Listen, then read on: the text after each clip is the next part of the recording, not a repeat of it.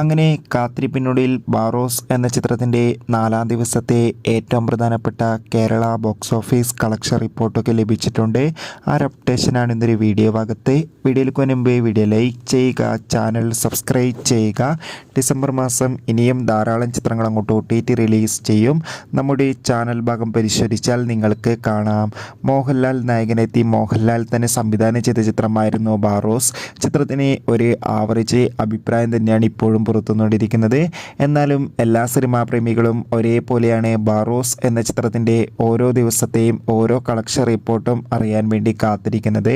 Finally ചിത്രത്തിൻ്റെ ഏറ്റവും പ്രധാനപ്പെട്ട കേരള ബോക്സ് ഓഫീസ് കളക്ഷൻ റിപ്പോർട്ടൊക്കെ പുറത്തുവന്നിരിക്കുകയാണ്. ചിത്രത്തിന് ഇന്ന് 4-ാം ദിവസം ഒരു ആവറേജ് ബുക്കിംഗ് ആണ് നടക്കുന്നത്. അതുകൊണ്ട് തന്നെ 1 കോടിക്ക് അടുത്ത് വരെ ഇന്നും കളക്ഷൻ നേടിയെടുക്കാൻ വേണ്ടി സാധിക്കുമെന്നാണ് ട്രാക്കിംഗ് റിപ്പോർട്ടുകൾ സൂചിപ്പിക്കുന്നത്. കാത്തിരിക്കാം നമുക്ക് ബാറോസ് എന്ന ചിത്രത്തിൻ്റെ കൂടുതൽ ബോക്സ് ഓഫീസ് കളക്ഷൻ റിപ്പോർട്ടിനായി. ചിത്രം കണ്ടവരുടെ അഭിപ്രായം കമൻറ്റ് ചെയ്യുക. ബൈ.